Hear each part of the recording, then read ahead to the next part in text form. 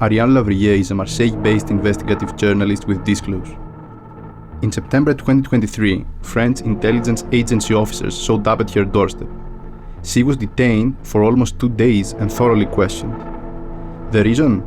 An investigation she published in 2021 revealing France shared information with Egyptian authorities. Information which were used by Egypt to bomb civilian targets in the Libyan-Egyptian border. I met Ariane in Strasbourg after her speech in a press seminar organized by the European Parliament. We talked about her work, her arrest, and the state of press freedom in Europe.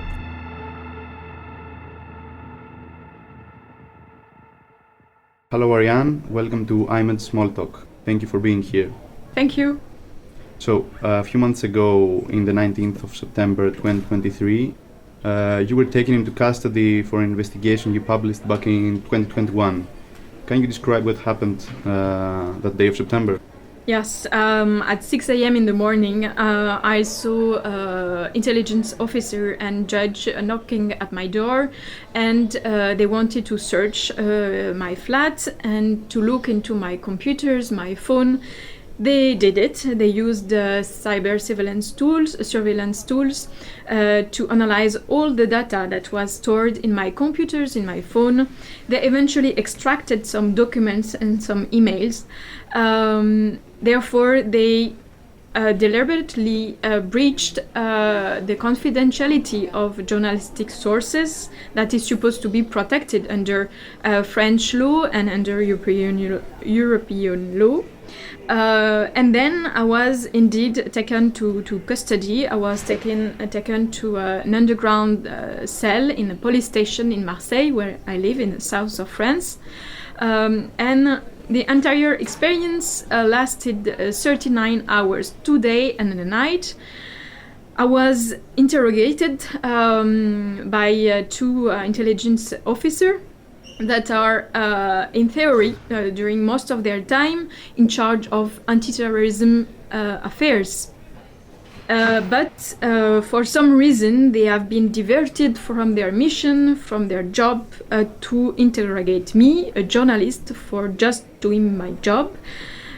Because the Ministry of Defense in France filed a complaint against an investigation that I've worked on, which is an investigation on French arms deals to Egypt, and that revealed Egypt state killing civilians with the complicity of the French government. It's the so-called Syria operation, right? Yes, exactly. This is a secret, intelligent military operation that started in 2016 and lasted at least until 2021, and that helped the Egyptian army to bomb civilians that were crossing the border between Egypt and Libya. And I was wondering, how did you handle the protection of your sources during your prosecution, your questioning? I stayed silent all during the hearings and the audition, because I have the right to stay silent like any person in custody, and I oppose the right to protect sources. But even if I stayed silent, they breach the protection of sources, because, as I said, they searched my flat and they looked into my notebooks, they took documents.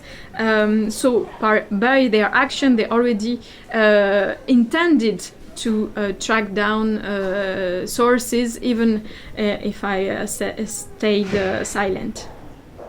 And of course, we see more and more such incidents of suppression of journalists in a lot of countries around Europe, which is supposed to be a safe haven of free speech. What do you think connects such cases to each other, and why do we see them increasing?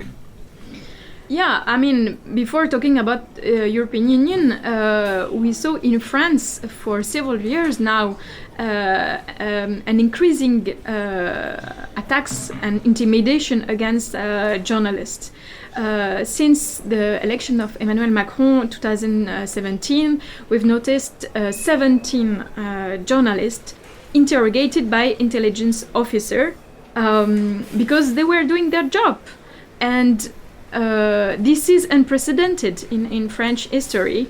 And we, like the government, use laws that are that have loopholes and that allows this kind of attacks against journalists. They are diverting anti-terrorism measures also to target journalists and track down their sources.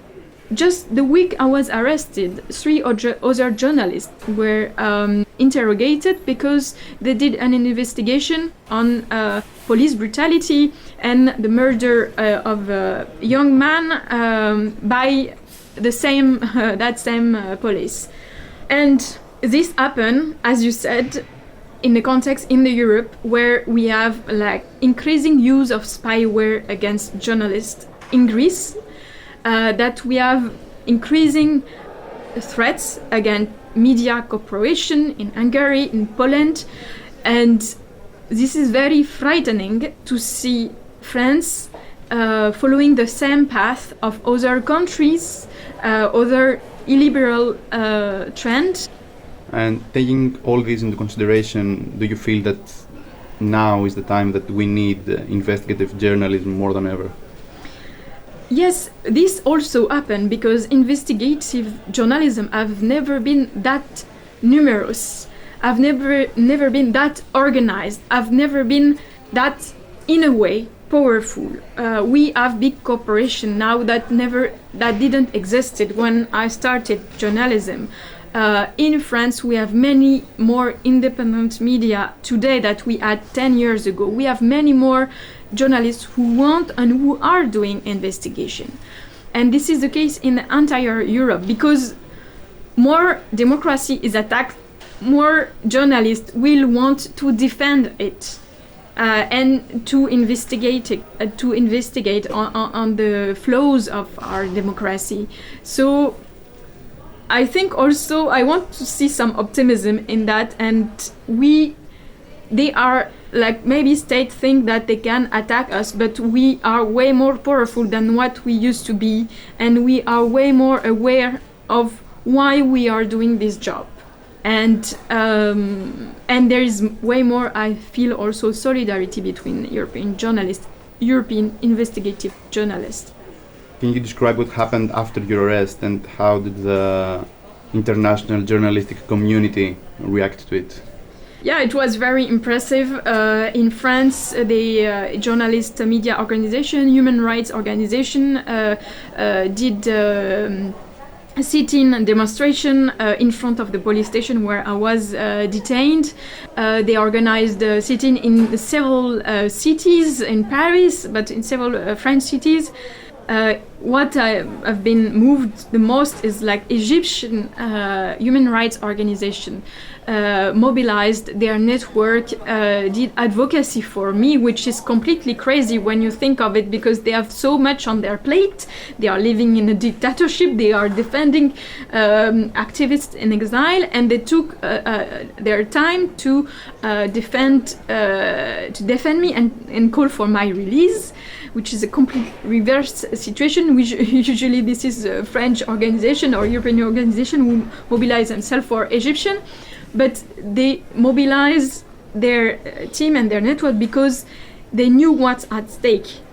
If French journalists and European journalists are targeted as if we are in a dictatorship, then what will happen in dictatorship? It will give a total leeway, like a blank check for dictators to say and to imprison and to torture without fearing any repression, any sanction from European Union. And do you think that this is a way, this solidarity and this support between journalists and from the civil society as well is the way for us to preserve and strengthen the freedom of the press? Yeah, I think more we are attacked, more we will rise.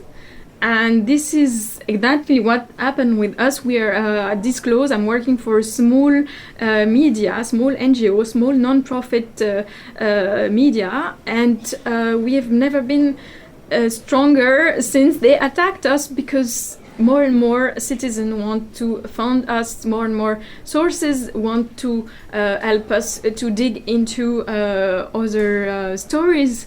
So yes, we will not be defeated, because when you attack one journalist, you're attacking the entire community that will rise stronger. With my case, I helped to shed light on this Media Freedom Act and this article on spyware that was completely unnoticed until now, at least in France. I don't know for other countries, but I knew several MPs who didn't know that we're gonna legalize the use of spyware against journalists, and so we, by attacking us, they raise our level of awareness and they raise our determination to fight for freedom of press and, most importantly, the right to access information for the citizen. Okay, and Ariane, after all this, do you feel protected and free to do your job, to do your journalistic researches? No, I wouldn't say that, because I could be still indicted. I'm released, but I'm not free. I mean, the case is not closed in France, so we don't know, and I don't have access to the file because I'm not indicted.